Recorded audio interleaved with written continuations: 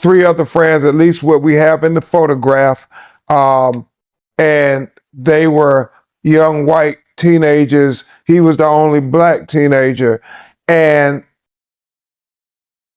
somehow they all came back home safely on the 4th of July, but Nolan Wells did not come home. Civil rights attorney Ben Crump is speaking out again, and this time the focus is on two things: a disputed timeline and a piece of audio his team is now formally analyzing. Two accounts, one island, and a story that still doesn't add up. This is 3 true crime stories, and if you want the confirmed facts on this case as they develop, kindly hit subscribe now and tap that like button. It truly helps us keep bringing you these updates. Nolan Wells was an 18-year-old black teenager who on 4th of July was celebrating with his friends, and he went out on Horn Island. He went with his 3 other friends, at least what we have in the photograph, and they were young white teenagers. He was the only black teenager. And somehow they all came back home safely on the 4th of July, but Nolan Wells did not come home. His mother, their families announced that he was missing. They were, out of their mind with concern. And then his body was found washed up on shore 2 days later, face down, dead. And so then everybody started to try to say, well, what happened? When you look at the videos, there were 300, 400 people out there. And what we've been saying, somebody knows something, somebody saw something. There was a young lady named Katie who said that, she was talking to Nolan, but then he got back on the boat with the people he came with, or got back on the boat with the boys.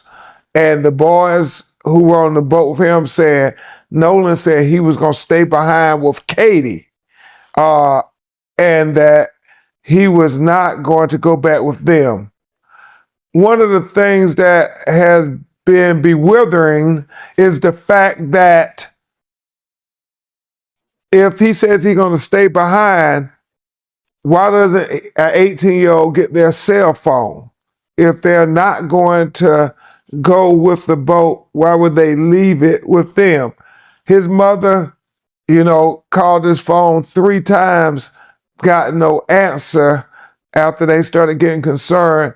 And it was when they did the Life 360, trying to say, find my phone, is when she found out that the phone were with the friends. And so her friend went to get the phone. And when they got the phone back, they discovered that there were a lot of Snapchat messages that were deleted.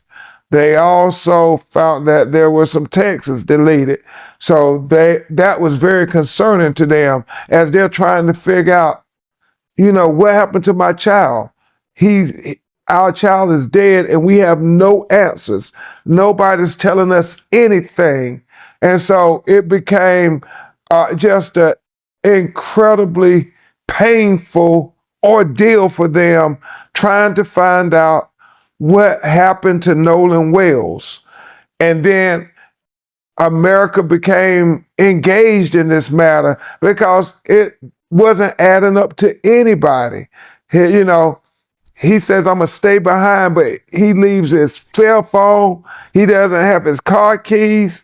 Well, if he stand behind and you don't have any of that information, people are saying, did he stay behind? And so that becomes a question. Obviously there's this CTO audio that comes out that people have did forensic audio engineering on it to try to see what was being said on the audio recording. Crump says the young woman Nolan reportedly stayed behind with on Horn Island has a story that contradicts what Nolan's friends have said publicly. Her sister has come forward stating that she believed Nolan intended to get back on the boat with his friends, not remain behind with her. Nolan's friends maintain the opposite, that he chose to stay. Crump put it plainly, saying somebody isn't telling the truth. It's important to note, the young woman herself has not been accused of any wrongdoing, and her family says they've fully cooperated with both investigators and Nolan's family. Then there's the phone. According to Crump, if Nolan intended to remain on the island, it's unclear why he would have left his cell phone with the friends who returned to the mainland without him.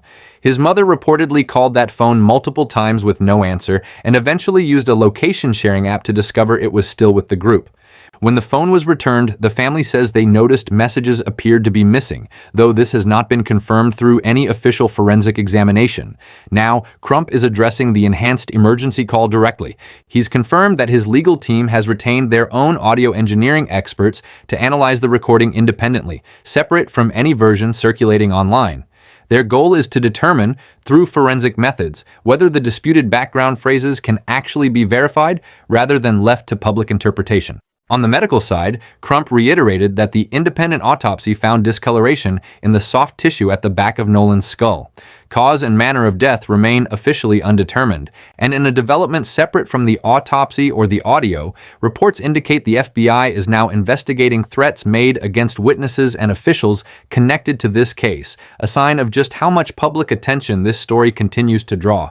Despite everything unfolding around it, the Jackson County Sheriff's Department has not retracted its original finding that Nolan's death was accidental, based on how his body was recovered. That official position stands, even as Nolan's family, their legal team, and now federal investigators continue looking deeper into what actually happened on that island. So here's where this case sits right now. Two conflicting accounts of Nolan's final hours. A phone with messages the family says are missing, a 911 call now under independent forensic review, and a sheriff's ruling that hasn't changed, despite everything else piling up around it.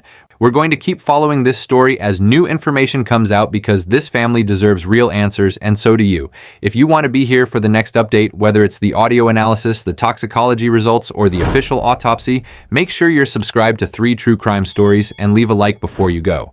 It really does help this story reach the people still asking what happened to Nolan Wells.